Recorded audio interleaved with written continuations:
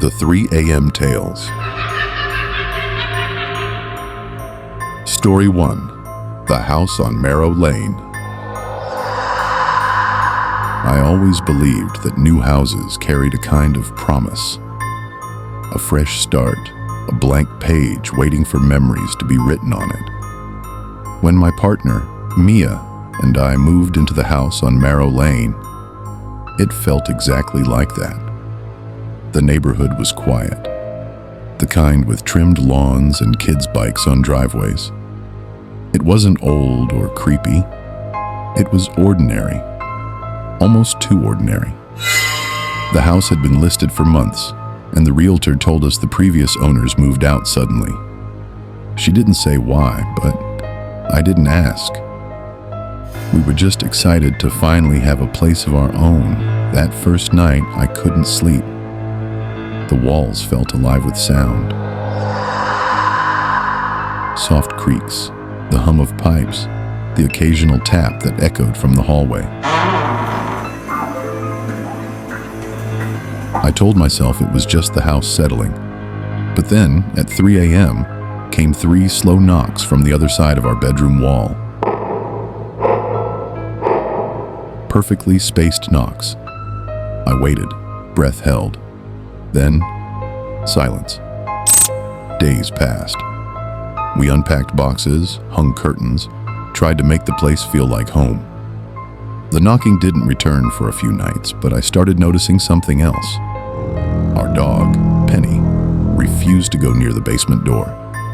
Every time we opened it, she'd growl low, eyes fixed on the dark stairs as if something was waiting down there. Then one evening, while I was watching TV, the house suddenly went quiet. The refrigerator's hum cut off. The ceiling fan slowed, and from the wall behind the couch, 3 knocks. I froze. I checked my phone. 3 a.m. I didn't even remember falling asleep on the couch. The next morning, I decided to check the basement. I figured maybe a pipe was loose or a water issue caused the sound. When I opened the door, a wave of cold air hit me. Unnatural cold, like stepping into a freezer. The basement light flickered to life, revealing concrete floors and a small workbench left by the previous owner. There was nothing unusual at first glance, until I saw the writing scratched faintly into the support beam near the back wall. It said, "I hear them in the walls." And below it, another line, almost erased by time. "Don't answer when they knock." I backed away slowly. I didn't want Mia to see it. That night, I nailed the basement door shut. For a few nights, the house was quiet again. Then, one night, as I was half asleep, I heard Mia whisper, "Stop tapping." I opened my eyes. She was facing the wall. The tapping continued. Soft, rhythmic. Then came a whisper. A voice so faint I thought I imagined it. "Let me in." Mia gasped and turned to me, her eyes wide. You heard that too. We didn't sleep after that. Every creak made us flinch. The next morning I checked every wall, every vent, every possible source of sound, but there was nothing. That night, I set up my phone to record audio from 3 a.m. to 4 a.m. At 3 a.m., it started again. 3 knocks. Then, scraping. Like something dragging nails down drywall. I turned on the lights and faced the wall. The paint near the headboard was bulging. Mia screamed as a section of plaster cracked open, revealing darkness inside. Not a pipe or insulation, but a hollow space. I shined my phone light in. There was a narrow gap between the walls, and inside it, a doll. Old, dust-covered, with eyes painted black, and on the back of its head, carved deep, 666. We moved out that morning. We didn't even pack everything. When I told the realtor what we found, her face went pale. She hesitated, then admitted. The previous owner's daughter disappeared inside that house 5 years ago. The only thing the police found in her room was a recording of knocks. 3, always at the same time. We filed a report. They tore down the wall. Inside, they found a small space, big enough for a child to crawl into, lined with scratch marks and remnants of toys. The detective said it looked like someone had been living inside the walls. But the strangest part? The knocks continued in the empty house, recorded by the forensics team at exactly 3 a.m.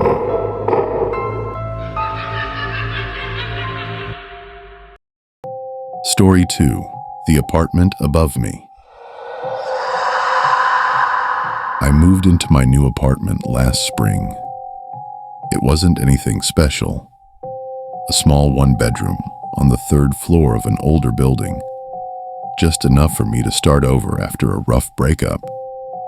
The rent was cheap, the neighborhood quiet, and the place had that old charm. Creaky floors, tall ceilings, and a faint smell of wood and paint. The first night, as I lay in bed scrolling through my phone, I heard footsteps above me. Slow, pacing.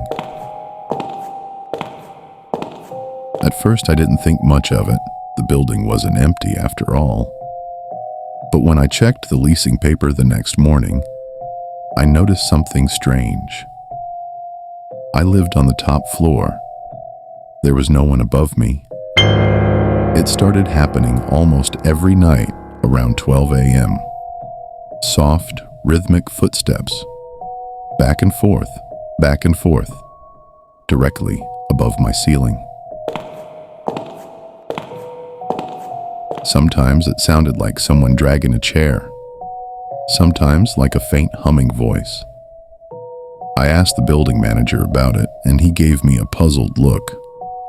"There's no attic space," he said, "just the roof.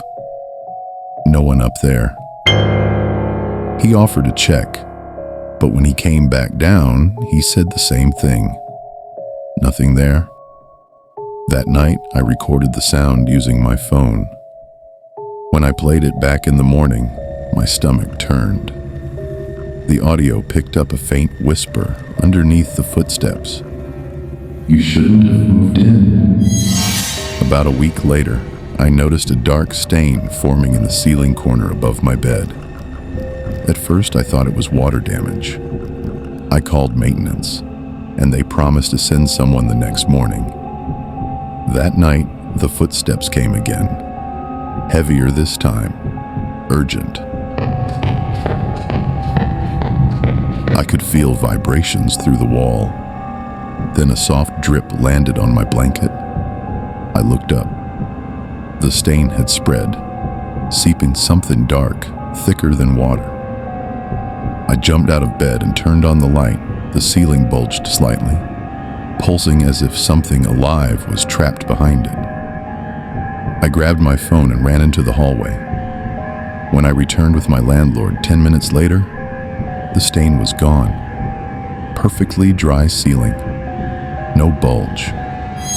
He looked at me like I was crazy.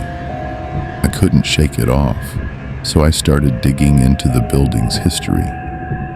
At the local library, I found a newspaper clipping from 1998 about a woman who used to live in my apartment, room 3B, who vanished without a trace. Her name was Elena Rowe. The article said neighbors often heard noises from her unit. Voices, knocking, the sound of furniture being dragged. They found her apartment empty except for a chair placed in the center of the room and a large dark stain on the ceiling. When I got home, I checked. My ceiling stain was in the exact same spot. That night, I decided to go up there myself. The roof door was locked, but curiosity got the best of me. I used a chair and a screwdriver to wedge the latch open. The air that hit me was cold, metallic, carrying the smell of rain and something else, like rust. My flashlight flickered across the tarred roof until it landed on a small square panel, a sealed maintenance hatch right above my apartment's ceiling. The lock was broken. I knelt down and opened it. Inside the narrow crawl space was a chair covered in dust, and sitting on it, facing the hatch, was a human figure, pale, still. The skin looked mummified, stretched tight over bone. The hair, long, dark, drifted with the breeze. Pinned to the figure's chest was a Polaroid photo of my apartment from below, taken from the ceiling's perspective. Then, a faint voice echoed behind me. "You shouldn't have come up here." The police called it a discovery of remains from a missing person, likely decades old.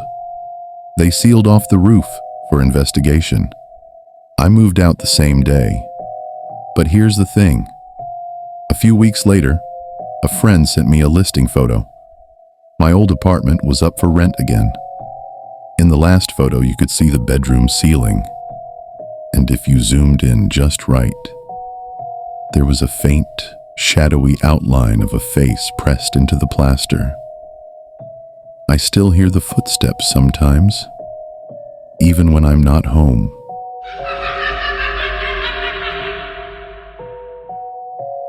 Story 3. The Family on Willow Street.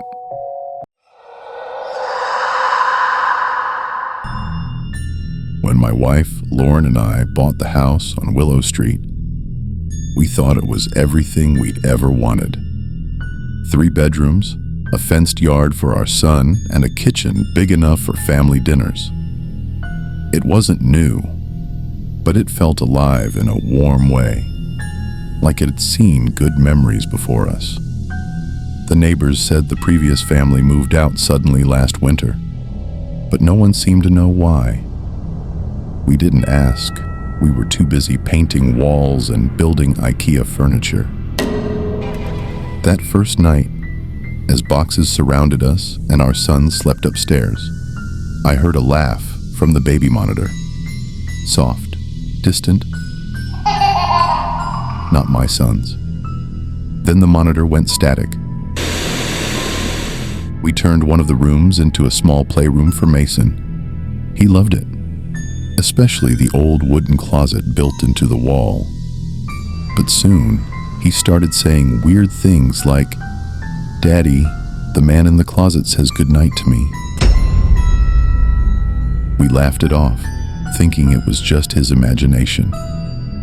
But one morning, I found a set of tiny handprints smeared on the inside of that closet door, smaller than Mason's.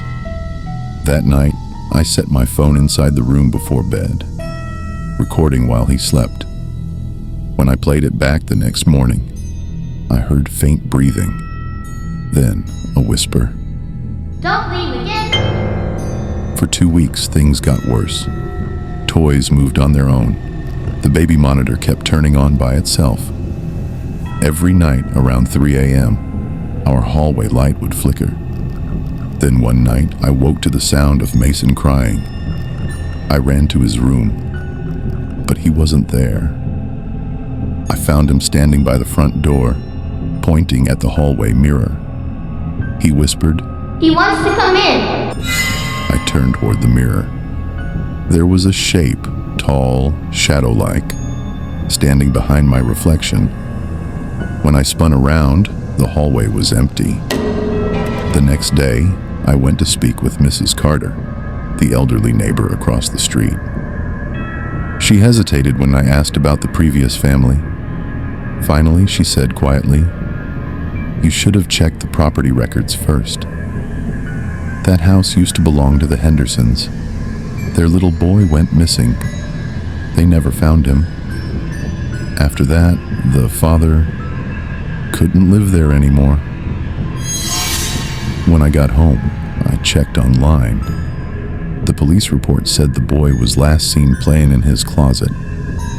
I went upstairs, opened the closet door, and saw fresh scratch marks inside the wood.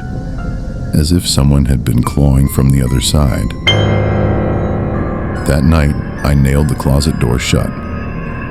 Lauren and I decided to move out in the morning. At 3 a.m., the nails began popping out one by one. Mason's room light flickered. I ran upstairs. The closet door was wide open. Inside, the drywall was cracked, revealing a hollow space behind. I pulled Mason into my arms, but he just stared past me and said, He's not done playing. From the gap, a hand reached out, pale, thin, fingers dragging on the floor. I slammed the door shut and pulled Mason away. When I looked again, the hand was gone, but the closet door was splintered, clawed from both sides. We left that same morning, didn't even tell the realtor why. Weeks later, the house was back on the market. Out of curiosity, I looked at the new listing photos online. In the last image, Mason's old playroom, the closet door stood slightly open. And inside the darkness, if you zoomed in close enough, you could see a child's face, smiling faintly. Some nights, Mason still wakes up crying. He says, The man from the closet found another family.